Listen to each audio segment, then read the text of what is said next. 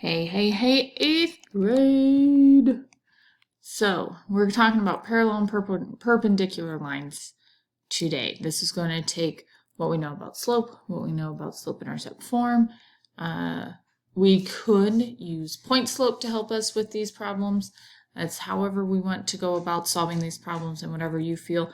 So I'll kind of show you both ways on how we can just use slope-intercept form and how we can use point slope to our advantage. So let's get moving. All right, so parallel lines are lines that never cross. That's it. Lines that never cross. Now, in order for this to happen, they have to have the same slope. Can't be any different. So, lines are parallel if they never cross, and they're never going to cross if we end up having the same slope. That's the gist. So, writing an equation of a parallel line. So we know that a line passes through the following point, 12, 5, and is parallel to the graph y equals 2/3 x minus 1. Write the equation, or what equation represents the line in slope-intercept form. So, what I need, I have the point. I have that x is 12 and y is 5. And I know that my slope has to be the same because we're parallel, so same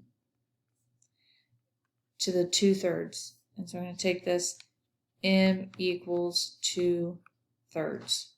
Now, like I said, there are two ways to go about it. I can plug into x, y, and m and solve for b. And so I'm going to do that real quick. So y is 5 equals m times x plus b. So now we're going to take 2/3 times 12, and I'm going to do this kind of awkwardly, but it works either way. You can either do 2 times 12 and divide by 3.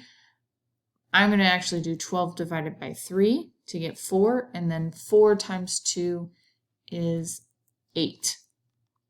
In my mind, that just worked faster. Again, all I was doing was 2/3 times 12 over 1. And then I basically did the cross division. So this becomes 1 and this becomes 4. That's what I did in my head. But see, a lot of you are like, but I did that in my head. Look, I did it in my head and I still wrote it down. Stop giving me that excuse, because that's exactly what it is. It's an excuse. And then to solve for b, I'm going to subtract 8. So 5 minus 8 is -3. So that's my b. And then, as we said in the lesson on slope-intercept form, I then rewrite it as y equals, my m is still 2/3 x minus 3.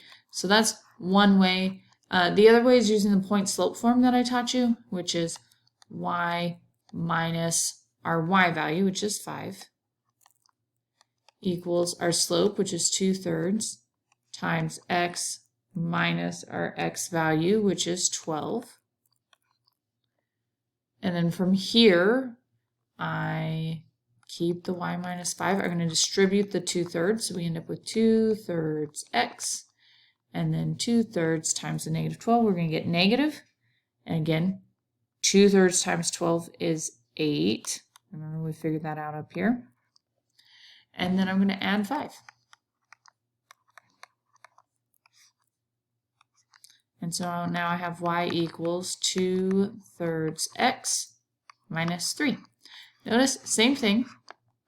We really did the same steps. We multiplied 2/3 times 12, and here we subtracted 8, whereas here we just added 5, but we still end up with that -3.